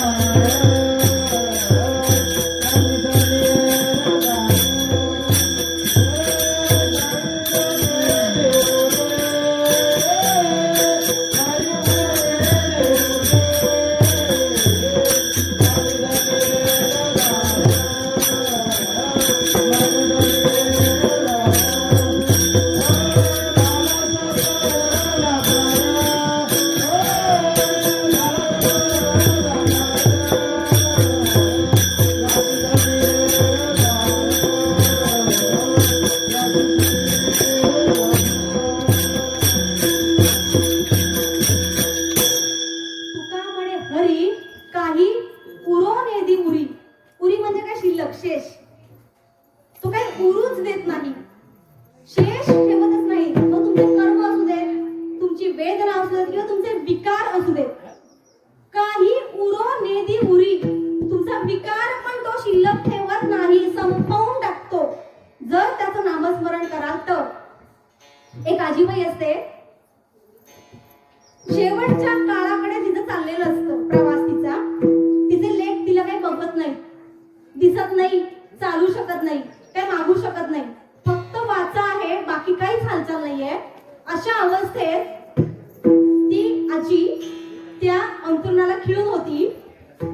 काही उरो नेदी उरी, आपलं ते चाललंय बरं. अशी ती अंतरुणाला खिळलेली असते, काहीच नाही करू शकत. लेक गेले 7-8 दिवस झाले, आलेलेच नाहीये काही बघायला, काय पाणी हवंय, काय हवंय. पण ती प्रार्थना करते, काय करते? देवा, माझी मुलं तर मला बघत नाहीये, तू ये ना, मला मोक्ष दे, मला मोकळं कर त्यातनं. नाही सहन होत आहे हा विकार, नाही सहन होत आहे हा आजार. ही जी काय माझी खटाडोब चालली आहे ना मृत्यूकडे जाण्याची, ती संपव देवा आता. सतत हरी रामकृष्ण हरी रामकृष्ण हरी विठ्ठल विठ्ठल म्हणत असते. नामस्मरण तिचं चालूच असतं, हृदयामध्ये साठवत असते. ती काय साठवत असते? हरीला साठवत असते. का साठवत असते?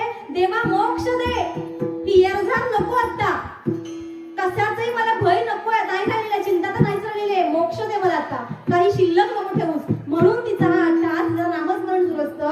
नामस्मरणामध्ये तिला जाणवतं की गेले 7-8 दिवस झाले माझा मुलगा माझ्या आजूबाजूला फिरकलेला नाहीये, मला तहान लागली की ग्लास कुठून येतोय, मला जर का चालायचंय, कुठेतरी जाऊन काहीतरी करायचंय, मला पकडून कोण घेऊन जातोय. तिला जाणवतं माझा मुलगा 100% माझ्या बरोबर नाहीये, या रूम मध्ये कोणीच येत नाहीये, पण कोणीतरी आहे जो मला मदत करतोय. आणि देव कुठल्या क्षणी येऊन आपल्याला मदत करतो हे आपण चांगलं ओळखतो. कारण त्याच्यावर जेवढं प्रेम करतो आपण, त्या विश्वासावरती आपण म्हणतो, काय म्हणतो? माझा देव आला धावून, माझ्या देवानं मला मदत केली, माझ्या आराध्यानं मला या संकटातनं बाहेर काढलं. तसंच तिला जाणवतं, तिला विश्वास वाटतो की ना हाच नटखट माझ्या बाजूला आहे. तिला खात्री पटते की हाच आहे, पण हा बाबा काय करतोय? बोलत नाहीये, माझ्या बरोबर मात्र आहे, मला पुरवतोय सगळ्या गोष्टी, पण हा का बरं बोलत नाही? मला नेत का नाहीये? जरा स्वतः स्वयंभूत इथं आहे, का नेत नाहीये? राहून राहून तिला प्रश्न पडतो आणि ती म्हणते, तू कोण आहेस ना? ते मी तुला ओळखलंय. देवचाच पडतो की हिने ओळखलंय आता. तर ती म्हणते की तू माझी सेवा करतोयस, तू मला मोक्ष का देत नाहीस? तू तू माझ्या या यातनेमधून, या विकारामधून, या वाईट कर्मामधून मुक्तता का करत नाहीयेस? परमेश्वर इतकंच म्हणतो की तू माझं नाव घेतेस ना, म्हणून मी केवळ तुझ्या बरोबर आहे. जर मी तुला आता मोक्ष दिला तर पुढं तुझं कर्म शिल्लक राहणार आहे, उरणार आहे काहीतरी, भोगून सुद्धा काहीतरी शिल्लक तुझ्या खात्यामध्ये दिसते मला. हा भोग भोगायला जो उरलाय, तो भोग भोगायला आजी तुला मला परत नाही आणायचंय. परत का नाही आणायचंय? कारण तू तुझ्या हृदयामध्ये मला साठवतेस. तुझी येरझार मी चालू नाही ठेवणार आहे, तुला मोक्षच देणार आहे. तुझ्या सोबत तुझी माणसं नाहीयेत ना, भिवू नकोस. मी आहे. कुठपर्यंत तुझे भोग संपत नाहीत तिथपर्यंत. भोग जे आहेत ते मी घेणार नाहीये, ते मी संपवणार नाहीये, पण त्या भोगात तुला ताकद देणार आहे, तुझ्या बरोबर राहणार आहे. तेवढं मी करू शकतो. मी सोबत आहे, तुझ्या हृदयात आहे. तुझे भोग, तुझे प्रारब्ध, तुझे कर्म भोगून इथंच संपव. मग मी काय करेन? तुझ्या नशिबात, तुझ्या प्रारब्धात पुढे भोग, विकार, आजार शिल्लक ठेवणार नाही. का? तर तू माझं नाव घेतेस म्हणून. भगवंत करतो काय करतो? आपल्या वाट्याला जे वाईट कर्म आहेत, जो काही विकार आहे, ज्या काही यातना आहेत, नको वाटणारे प्रसंग आपल्या बरोबर जे घडत आहेत, ते आपल्याला भोगायचेच आहेत. कारण आपण मागे काहीतरी वाईट केलेलं आहे म्हणून भोगायला येतात. ते भोग संपेपर्यंत परमेश्वराचं जर का आपण नामस्मरण केलं ना, तर तो आपल्या कर्मातले जे काही विकार विचार असतात ते संपवून टाकतो. काही उरवणे उरी तो शिल्लकच राहू देत नाही. पण कधी? जेव्हा आपण त्याला हृदयात साठवू, त्याचं नामस्मरण करू, तेव्हाच हे शक्य होतं. हा देह जो आपल्याला मिळालेला आहे तो नाशिवंतच आहे. हा देह नाशिवंत, मळमूत्राचा बांधा, रवरव दुर्गंधी, रवरव दुर्गंधी, सगळं अमंगळ बांधा. हा जो देह आहे ना तो नाशिवंत देह जाणार सकळ.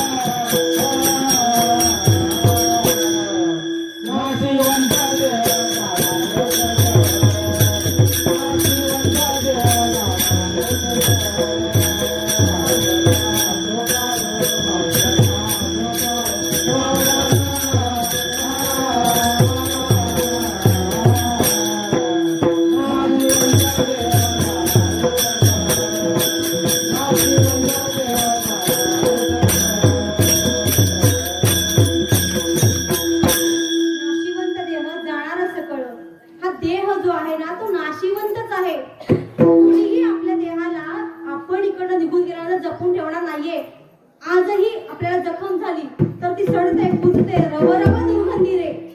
मदालस याचा आहे जो पाळणा आहे, पाळणा मदालस ही आई होऊन गेली. तिने आपल्या लेकरांना या संसारातून बाजूला व्हा, खरं काय खोटं काय शाश्वत काय हे सांगता. ती म्हणते हा देह नाशिवंत, मळमूत्राचा सांगा, वरी चर्म घातले रे, कर्म कीटकांचा बांधा, रवरव दुर्गंधी रे, सगळं अमंगळ बांधा. स्मरे त्या हरिहरा नित्य, स्मरे त्या हरिहरा विठ्ठल विठ्ठल.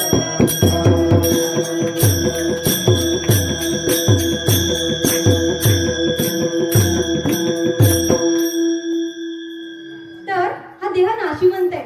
कितीही जपलं, कितीही त्याला जतन केलं, कितीही साठवलं तरी तो साठण्यातला नाहीये. म्हणून आपण मानव देह धारण करून जो आलोय तो परत कधी मिळेल माहित नाही.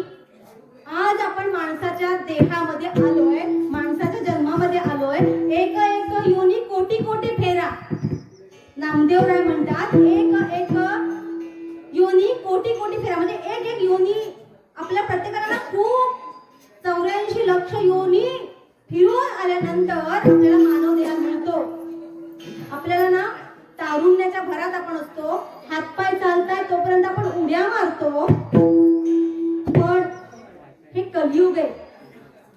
आज तुमच्या समोर जो देह 2 पायांवरती ठणठणीत उभा आहे, त्याच्यासोबत तो परमेश्वर कधी काय लीला करेल ना सांगता येत नाही.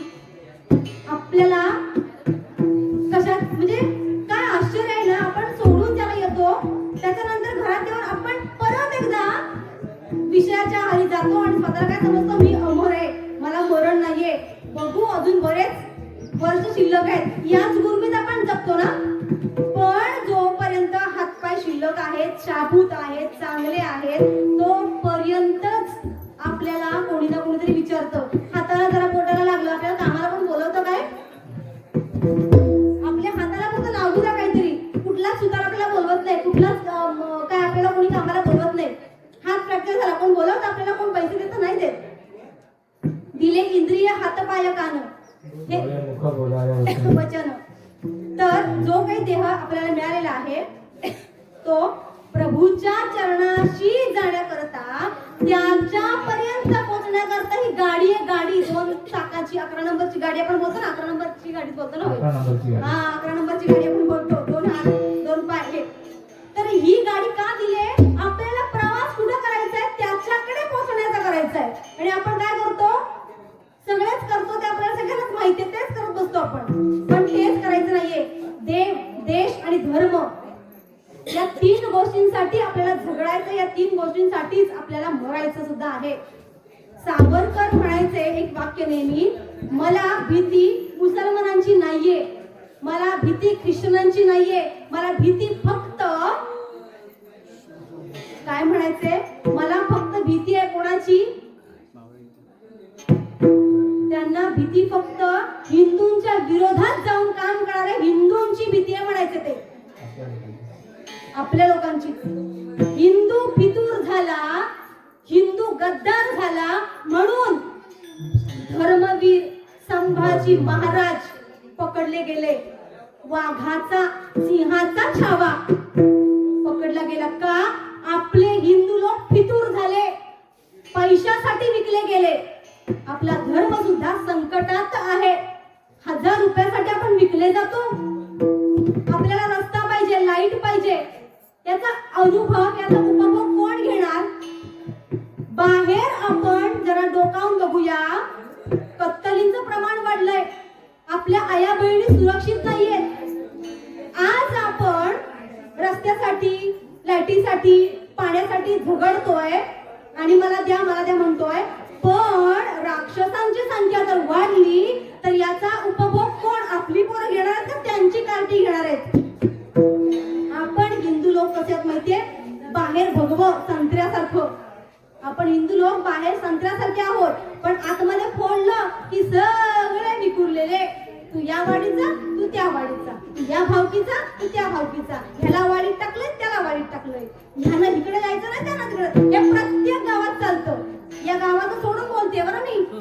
हा, तर आपण हिंदू लोक संत्र्यासारखे आहोत. वर ना भगवे मस्त छान भगवा रंग, पण आतमध्ये पोकळ. पण राक्षस जे आहे ते कसे आहेत माहितीये, वर्ण हिरवेगार, पण ते शिरा वेगवेगळ्या दिसतात ना आपल्याला. टरबुजाच्या शिरा वेगवेगळ्या दिसतात, पण आतमध्ये फोडलं की सगळे एकसंध असतात, आतनं एकच रंग, पण आपल्या वेगवेगळ्या पाकळ्या.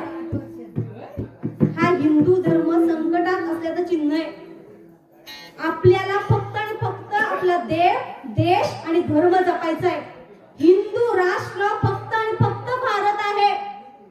जगाच्या नकाशात असा एकही देश नाहीये की इथं आपल्या कत्तली झाल्या, इथं आपल्याला मारलं, इथं आपल्याला हाकललं तर कुठला बाजूचा देश आपल्याला घेणार नाहीये. कारण एकमेव नकाशामध्ये देश आहे हिंदूंचा, तो राष्ट्र, तो देश म्हणजे आपला भारत देश. त्यामुळे अमुक रुपयाला विकलं न जाणं आपण जपूयात. आपल्या मुलांना संस्कार, शिस्त, आपला देवधर्म, आपलं अध्यात्म आपण शिकवूया. बाकीचे पंथ पोरग जमिनीचा वर येत नाही तोपर्यंत त्याला प्रार्थना स्थळावर घेऊन जातात आणि आपली लेकरं आपण घरात ठेवलेत. काय कार्टून बघ बाबा, तू नको येऊ कीर्तनाला, येऊ दे त्याला, मस्ती करेल, जाईल इकडे तिकडे फिरेल, फिरू दे, काय बिघडलं, पण 5 मिनिटं तरी बसेल तो, 2 तास नाही बसणार, ऐकेल, झोपू दे तिथेच, काही बिघडत नाही. पण अनाथ कीर्तनांना, अनाथ प्रवचनांना, अनाथ तुम्ही त्यात सगळं देवाधर्माचं शिकवाच त्याला, ही काळाची गरज आहे. देव, देश आणि धर्म आपल्याला टिकवून ठेवणंच काळाची गरज आहे. जो फितूर आपल्या देशाशी, धर्माशी वागतो ना, त्याच्या गटात आपण न जाणं चांगलं. कर्ण दानशूर होता, कर्ण दानशूर होता, पण त्याची संगत चुकली. तो होता पांडवच, तो होता पांडवच. दानशूर कर्ण पांडव असून सुद्धा, चांगल्या कुळात जन्माला आलेला असून सुद्धा त्याने संगत कौरवांची केली, म्हणून त्याचं कोणी नाव घेत नाही. किती पण तो मोठा दानशूर होता, पण देवाच्या संगतीत नव्हता, म्हणून त्याच्या जन्माचं सार्थक झालं नाही. तसंच हा नरदेह जो आपल्याला लाभलेला आहे, नाशिवंत आहे, पक्क लक्षात घ्या. त्याला पावडरी, लाल्या, लिपस्टिका अजिबात त्याची काही चिरफाड करू नका, कारण तो आहे तसाच त्याच्यापर्यंत पोहोचवायचा आहे. कपडे आपण जसे आणतो तसेच दुसऱ्याला वापरून परत देतो ना, का फाडून देतो, घेतो काय, आपली समजा कुणी आपल्याला साडी दिली पण परत फाडून देतो, घेईल काय ती. तसाच हा देह जो आहे ना, जसा देवाने दिलाय तसाच त्याच्याकडे जाईपर्यंत ठेवायचा शाबूत. म्हणून कीर्तन, प्रवचन, अध्यात्म करायचे. देवाचा लळा आपण स्वतःला लावून घेऊया. साठवीला हरी जी ही हृदय मंदिरी, आपण त्या हरीला आपल्या हृदयात साठवून ठेवूया. बाहेर पडूच द्यायचं नाही त्याला, असं गच्च दाबून ठेवायचं, कोण लॉक करून टाकायचं त्याला. मला इथं राहतो, बाहेर पडला तर खबर जातं म्हणून कोणी तुझं हे, त्याला धमकवायचं आहे. अधिकार तेवढा आपल्याला, आणि तो मिळवायचा तेवढा. त्याच्याने काय होणार आहे, त्यांची सरली येरझार संपणार आहे आणि आपला व्यापार सफळ होणार आहे. त्याला जर का साठवलं ना, मग कैची भय चिंता राहणारच नाहीये. आणि आपले कर्म काही उरो नेदी उरी, तो आपल्याकडे कर्म काही शिल्लक ठेवणार नाहीये. म्हणून झालेली सेवा आपण त्याच्या चरणावर अर्पण करूयात. तुम्ही सगळे साथीला होतात, खूप परम भाग्यानं ही सेवा माझ्या वाट्याला आली, कारण या 3 तासात काही होऊ शकतं, अटॅक पण येऊ शकतो, पण देवाने तो नाही आणला. तो म्हटला की जाऊ दे तुला सेवा. पैशासाठी माऊली हा परमार्थ नाहीये, पैशासाठी नाहीये. परम भाग्य, परम परम परम भाग्य हे आहे की हे 3 तास त्या गादीवर उभं राहता आलं. जाताना काहीही घेऊन जाणार नाही आहोत, फक्त त्याची मनापासून केलेली सेवा, त्याच्यासाठी दिलेला वेळ घेऊन जाणार आहोत. म्हणून परम भाग्य या 3 तास त्याने सत्कारणी झाले आणि त्या सगळे तुमच्या आशीर्वादाने पार पडले. तुम्ही सर्व साथीला होतात, आमचे बाबा, दादा, आमचे सगळे विणकरी, सगळे पक्वाजवाले, आमचे दादाशी सगळ्यांमुळे ही सेवा अतिशय सुंदर पार पडली. आणि आमच्या लक्ष्मी आईच्या चरणी ही एक नात म्हणून सेवा समर्पित करता आली.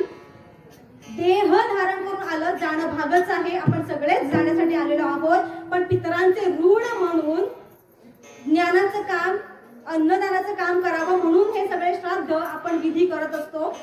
ते पितरांना पुढची गती चांगली मिळावं म्हणून करत असतो. तर ही झालेली सेवा तुम्हा सर्वांच्या चरणी, माझ्या गुरूंच्या, माता पित्यांच्या, पंढरीश परमात्म्याच्या चरणी समर्पित करूया आणि सेवेला पूर्ण देवा. ज्ञानेश्वर